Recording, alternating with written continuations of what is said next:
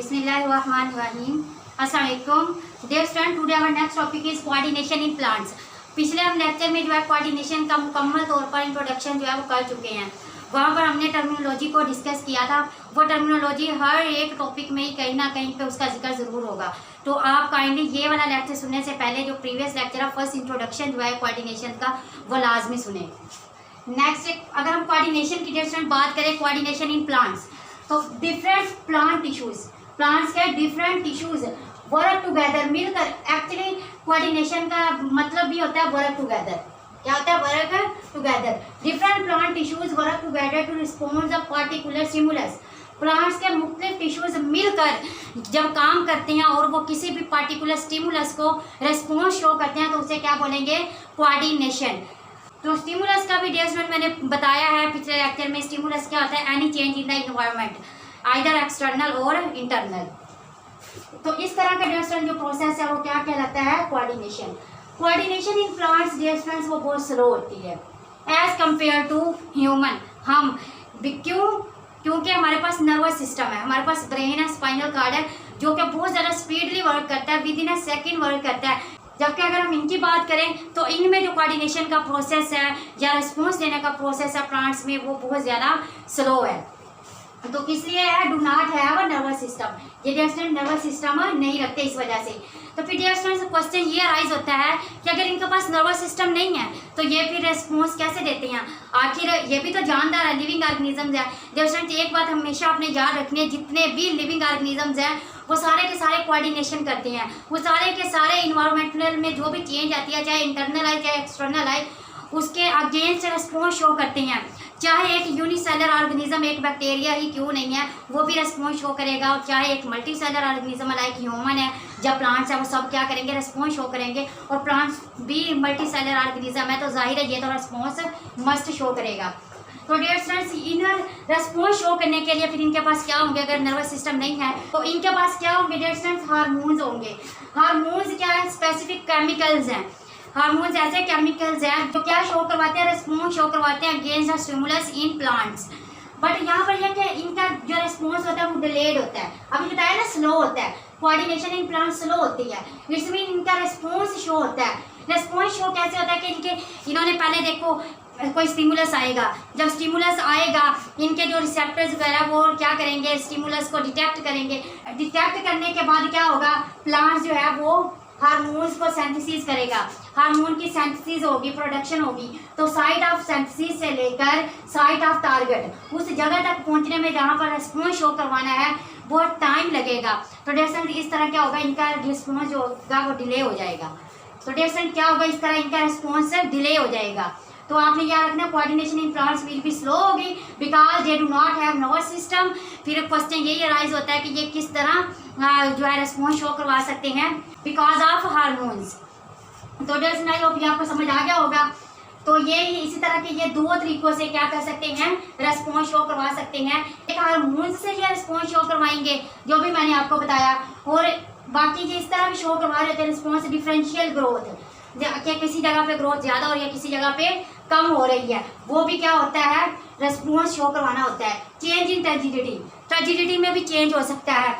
But यहाँ पर भी डियर स्टूडेंट्स मेन रोल इसमें हार्मोन का है। बेशक ये आपकी बुक के अकॉर्डिंग सेकंड लाइन भी लिख दी गई है, बट रोल हार्मोन का ही हो रहा है। अगर डिफरेंशियल ग्रोथ की बात करें तो ग्रोथ में भी तो हार्मोन इन्वॉल्व है। ऑक्सिन और जिब्रेलिन वो क्या करते हैं? प्लांट्स की ग्रोथ में अपना रोल परफॉर्म करते हैं। इसी तरह डेफिनेट अगर चेंज इन टर्जिडिटी की बात करें तो ऑब्सिसिक एसिड और जिब्रेलिक एसिड जो होते हैं वो किस में रोल परफॉर्म कर रहे होते हैं? टर्जिडिटी के चेंज करने में रोल परफॉर्म करते हैं। तो डेफिनेट यहाँ पर भी रोल तो बेसिकली हार्मोन्स का ही है।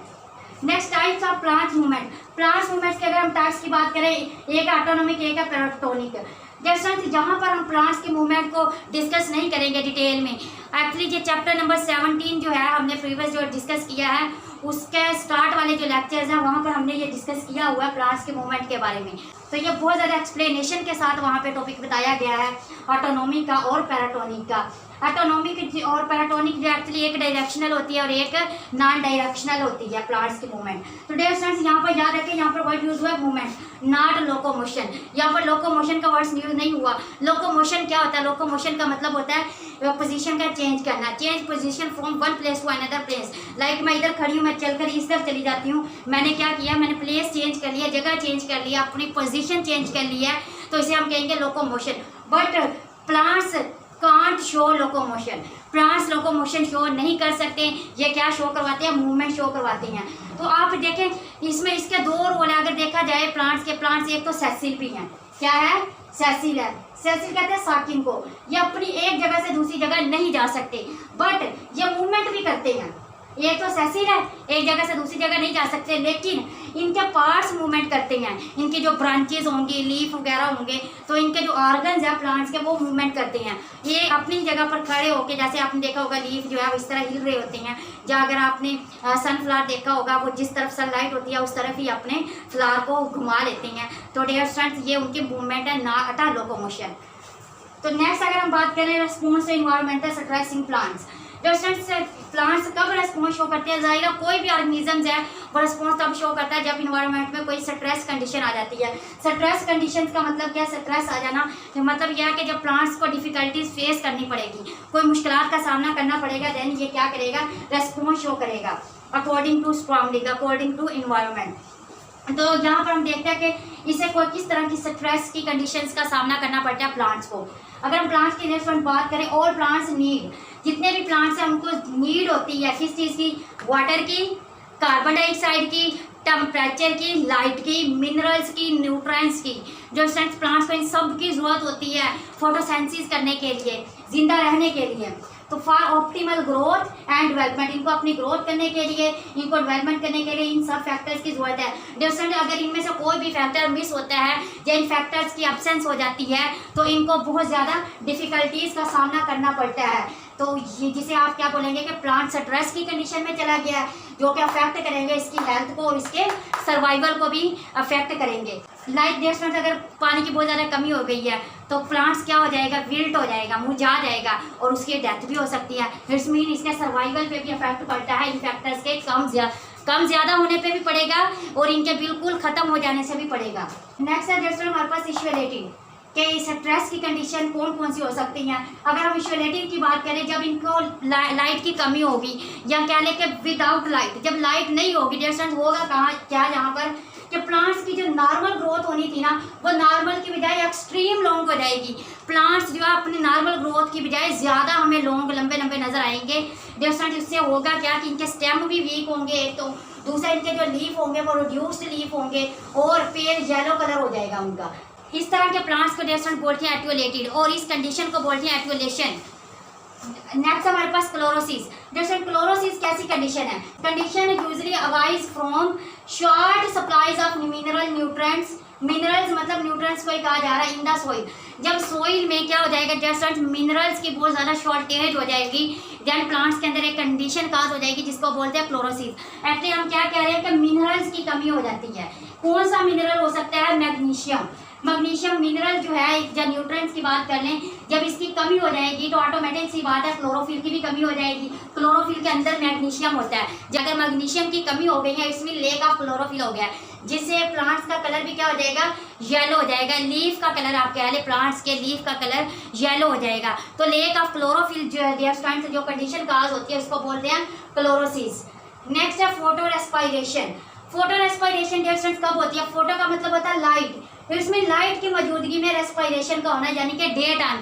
जबकि आम नॉर्मल कंडीशन में हमने क्या पढ़ा है कि फोटोसेंसिस होती है। डे टाइम प्लांट्स क्या करते हैं, लाइट की मौजूदगी में फोटोसेंसिस करते हैं, खुराक बनाते हैं, ग्लूकोज बनाती हैं, ग्लूकोज को वो यूटिलाइज करती हैं अपनी ग्रोथ के लिए, अपनी डेवलपमेंट के लिए। साथ में ये oxygen as a by product produce करते हैं जो कि हम ह्यूमन इनहेल करते हैं। और इसके अलावा इनको अपनी ग्रोथ के साथ साथ ये हमें एनर्जी भी देती हैं। वो ही खुराक जो ये तैयार करते हैं वो हमें भी दे रही होती हैं। बट डिस्टेंस अगर हम प्लांट्स की बात करें तो प्लांट्स मेनली फोटोसेंसिस अपने लिए ही कर रही होती हैं ताकि उनकी ग्रोथ हो सके। बट डिस्टेंस यहाँ पर हो गया क्या, फोटो रेस्पायरेशन। अगर फोटोसिंथेसिस में इनको कार्बन डाइऑक्साइड की जरूरत होती है, जितनी ज़्यादा कार्बन डाइऑक्साइड होगी ये उतनी ज़्यादा फोटोसिंथेसिस करेंगे। बट डियर स्टूडेंट, अगर कार्बन डाइऑक्साइड का लेवल कम हो गया, अगर आप इन्वायरमेंट में सराउंडिंग में कार्बन डाइऑक्साइड कम हो गई, इट्स मीन अभी क्या हो जाएगी, ये ऑक्सीजन को अपने अंदर ले जाएंगे, बजाय कार्बन डाइऑक्साइड को लेके जाने के इनकी बॉडी के अंदर क्या चली जाएगी, ऑक्सीजन चली जाएगी। और आपको पता है जब बॉडी के अंदर हम ऑक्सीजन लेके जाते हैं तो उसको बोलते हैं रेस्पिरेशन। बट ये लाइट की मौजूदगी में ऑक्सीजन को अंदर लेके जा रहे हैं, जो कह रहे हैं कि ऑक्सीजन फिक्स हो रही है इनके साइकिल में, वो जो आपने केल्विन साइकिल पढ़ा होगा वहाँ पे, तो ये फोटो रेस्पिरेशन करवा रहे हैं। तो डियर स्टूडेंट्स, यहाँ पर एक्चुअली ये फोटो रेस्पिरेशन किस तरह हो रही है कि इनके पास स्पेसिफिक एंजाइम होता है रोबिस्को, राइबोलोज बिसफॉस्फेट कार्बोक्सिलेज ऑक्सीजनेज। ये इस एंजाइम के अंदर एबिलिटी होती है कि ये ऑक्सीजन को भी फिक्स कर सकता है, कार्बन डाइऑक्साइड को भी, but according to the condition, according to the environment ये करता है। अगर डियर स्टूडेंट्स यहाँ पर ऑक्सीजन ज़्यादा होगी तो ये क्या करेगा, रोबिस्को एंजाइम ऑक्सीजन को फिक्स करेगा, अगर कार्बन डाइऑक्साइड ज़्यादा है तो ये कार्बन डाइऑक्साइड को फिक्स करेगा। बट यहाँ पर अगर बात करें हम फोटो रेस्पिरेशन में, रोबिस्को एंजाइम किसको फिक्स कर रहा है, ऑक्सीजन को। जब ये ऑक्सीजन को फिक्स करेगा तो फोटो रेस्पिरेशन होगी, बट रेस्पिरेशन के नतीजे में ग्लूकोज तो प्रिपेयर नहीं होगी, ग्लूकोज की अमाउंट क्या हो जाएगी, डिक्रीज हो जाएगी। यूँ कह रहे हैं कि नेट यील्ड ऑफ एनर्जी और एटीपी विल बी डिक्रीज या विल बी लो। तो डियर स्टूडेंट्स यहाँ पर क्या हो जाएगा, एनर्जी जहाँ एटीपी की प्रोडक्शन लो हो जाएगी, जिससे प्लांट्स की ग्रोथ और डेवलपमेंट बहुत ज़्यादा इफेक्ट हो जाएगी। तो डियर स्टूडेंट्स ये तो हमारे पास कौन सा topic, response to environmental stress in plants. Next है डियर स्टूडेंट हमारे पास response to disease causing agents. Dear student, जो प्लांट्स होते हैं वो डिजीज काजिंग एजेंट्स को भी रिस्पॉन्स शो करती हैं। कौन कौन सी डिजीज़ है और इनका काजिंग एजेंट्स कौन सा है जो प्लांट्स में डिजीज काज करवाता है, हम वो डिस्कस करते हैं। सबसे पहले प्लांट कैंकर्स। डियर फ्रेंड्स, ये फंजाई की वजह से होती है। किसकी वजह से होती है, फंजाई की वजह से होती है। दरअसल आपको पता है, आपने फर्स्ट ईयर में भी पढ़ा था, फंजाई क्या करवाती है, फंजाई एक्स्ट्रा सेलुलर डाइजेशन करवाती है। फंजाई का हाइफी क्या करता है, पेनिट्रेट कर जाता है। जहाँ पर फंजाई का हाइफी क्या करेगा, कोर्टेक्स पे वाउंड करवाएगा, मतलब जख्म हो जाएगा, कोर्टेक्स पे क्या करवाएगा, वाउंड करवाएगा, जिससे सेल्स की डेथ हो जाएगी। जब दरअसल सेल की डेथ होती है, हमने पढ़ा है कि cell death of cells due to any trauma, किसी भी ट्रॉमा की वजह से सेल्स की डेथ का हो जाना क्या कहलाता है, नेक्रोसिस।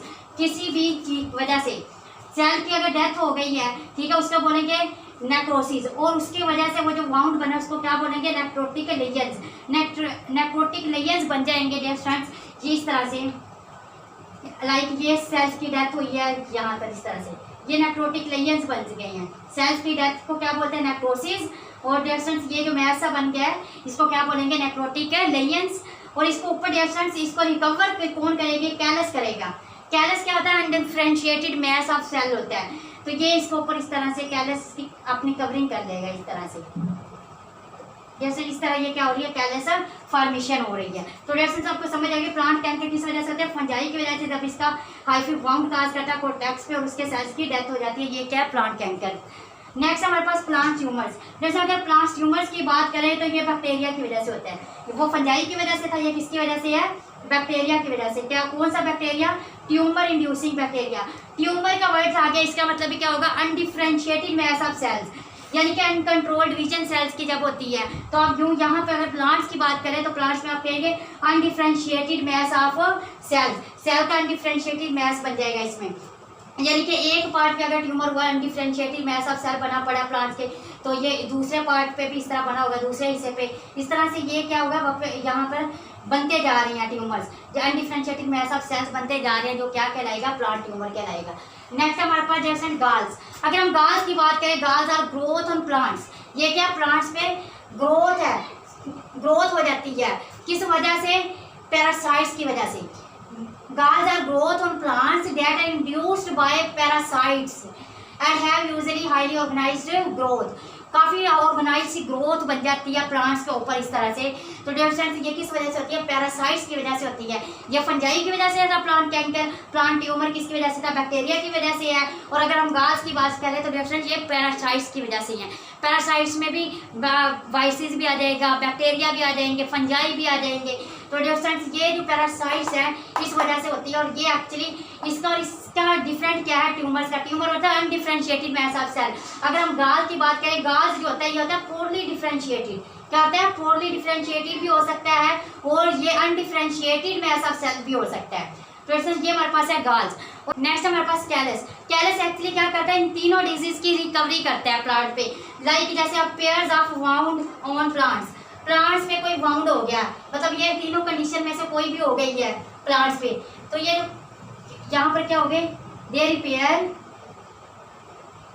तो ये जो वाउंड्स होगा ये क्या होगा, दे repair bye अमार्फस material, अमार्फस materials,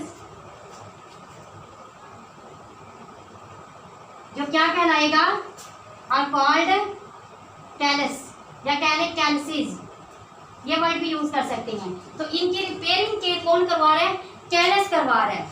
callus actually क्या होता है डियर स्टूडेंट्स, कैलस एक्चुअली क्या होता है, कैलस एक्चुअली पैरेन्काइमा सेल होते हैं, पैरेन्काइमा सेल्स। ये पैरेन्काइमा सेल्स का मैस होता है, जब आप कह लें कैलस भी एक्चुअली क्या है, अनडिफ्रेंशिएटेड मैस ऑफ सेल्स है। ये एक्चुअली करवा के आ रहा है कि प्लांट्स के ऊपर जब वाउंड आ जाता है, वाउंड की अपीयरेंस होगी, तो वाउंड से वो जो वाउंड होगा वो वाउंड रिपेयर होगा, उस वाउंड की रिकवरी होगी अमार्फस मटेरियल से, जिसको क्या बोलेंगे, कैलस बोलेंगे। कैलस एक्चुअली क्या है, पैरेन्काइमेटस सेल्स है। इसके अलावा भी डियर स्टूडेंट्स कैलस का बायोटेक्नोलॉजी में भी बहुत ज़्यादा रोल है। इसमें बायोटेक्नोलॉजी में, बायोटेक्नोलॉजी में ही एक टेक्निक है टिश्यू कल्चर की, टिश्यू कल्चर।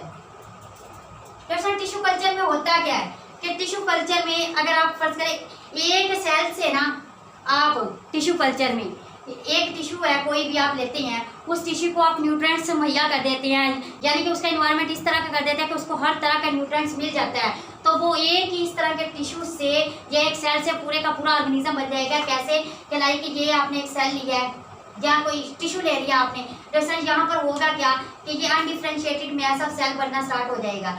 यहाँ पर क्या हो जाएगी, ये देखिए ग्रोथ हो रही है, ये डिवीजन हो जाएगी सेल की, जो क्या बनेगी, ये अनडिफ्रेंशिएटेड जो मैस ऑफ सेल्स बन रहे हैं, इसको कैलस बोलते हैं। और इससे डियर स्टूडेंट्स पूरा इंडिविजुअल बन जाएगा। तो टिश्यू कल्चर से बहुत ज़्यादा जो है ऑर्गेनिज्म जो है या इंडिविजुअल्स है उसकी ग्रोथ करवाई जा रही है, उसकी डेवलपमेंट करवाई जा रही है। तो डियर स्टूडेंट्स ये था हमारा आज का लेक्चर। हमने इसमें क्या डिस्कस किया, कोऑर्डिनेशन इन प्लांट्स को डिटेल में डिस्कस किया है। आई होप आप लोगों को समझ आ गया होगा। ओके, थैंक्स, अल्लाह हाफिज़।